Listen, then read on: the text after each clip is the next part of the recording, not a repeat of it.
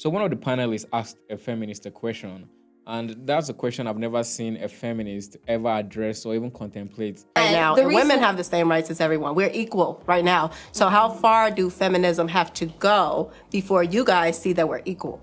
Women can vote, women can drive, women can go to school, women can become anything they want to be right now. So these new age feminists, what are they really fighting for? Like, I'm not going to sit down here and pretend feminism has no use, because it obviously does. And a lot of progress that women have made can be attributed to feminism. So feminism has actually been useful because the historical discrimination against women is a real thing. The problem is that new age feminists don't really know what they are fighting for, because the things they are claiming to fight for has already been solved by the first wave, second wave feminists. All species, one thing we know is that we're here to be with each other. You can try to look at it like we're not equal. We provide equal value. And men can do things that women simply can't. You have, like, you... Can I ask what? Are men and women interchangeable? In some cases, but not absolutely. Men and women perform differently on different metrics. We are not absolutely interchangeable. We are not identical. We are equal, but we are different. We are not the same. So trying to make it look like everybody has to be a man, because that's really where I get, that's the sense of where I think feminists are leading the society. That subconsciously feminists have decided that the ideal person is a man. So if you're not like a man, if you're not about career, if you're not about sports, if you're not about games, if you're not about like the traditional masculine things, then there's something wrong with you. But that's not true at all. This is part of the reasons that Marvel movies have been asked for the past how many years, is because they are casting female characters into male roles. Not like women can't be heroes, but women wouldn't be heroes like that.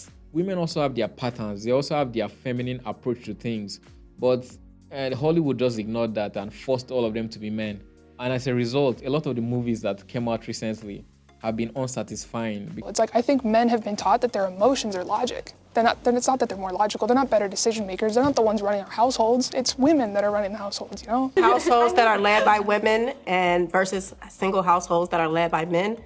Men do a better job raising children by themselves. You don't get to Single households led by women are creating YNs that are in the Black community. Women do that, okay? Men provide structure. They provide discipline.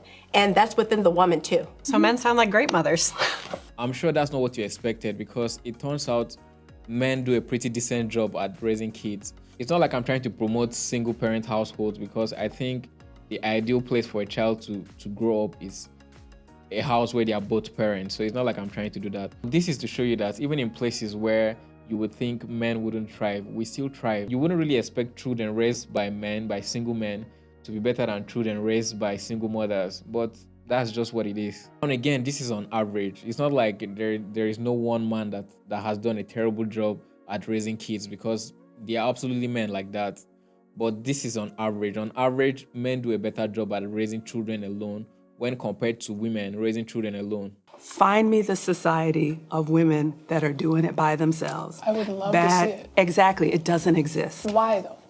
Because we are not able to sustain it. Why is it that despite the constant complaint from feminists about how oppressive the society is, we have never seen women just group themselves together and decide to just move away and form a society on their own? Don't you think if feminists were as serious as they claim, that at least one group of feminists would, decide to leave the society and at least make an attempt to start a society of their own? Wouldn't that be a great idea, since men and the patriarchy destroys everything? So wouldn't it be a great idea for feminists to at least, attempt to start their own society? It tells you there's something mischievous about the new age feminism, because if they are really serious about the fact that men are the problem of the society, then why not just leave men alone and go and start your own society, your own perfect utopia?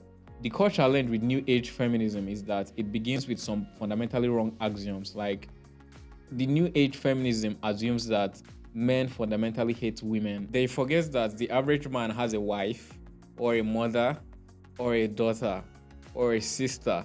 So when you say men hate women, are you saying that men hate their moms, their sisters, their wives, their daughters? Yes, there have been instances where men treated women unfairly and women treated men unfairly. I think it's better we work on correcting our relationships than just assuming men hate women and women hate men and just, like working with that. Technically, we cannot exist without each other. So the sooner we stop pretending to hate each other, the better, because we know we don't hate each other.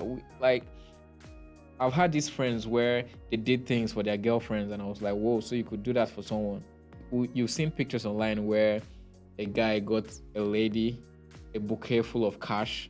Like, how many times have a guy given that to a fellow guy? That's to show you how much men care about women. So we know we care about each other, but then we come online and pretend that we don't, that we hate each other. There's always going to be disagreement between two people, no matter the gender. Even if it were men and men, there would be disagreement. So the fact that we have a lot of disagreements when it comes to women and men, it doesn't mean the relationship is particularly faulty. It just means that's how things are. We live in a safe, civil society because the men have made an agreement amongst themselves to not blow it all up. So let me know what you guys think in the comment section. Like and subscribe if you haven't already. And I think that's all for now. See you guys in the next video. Peace.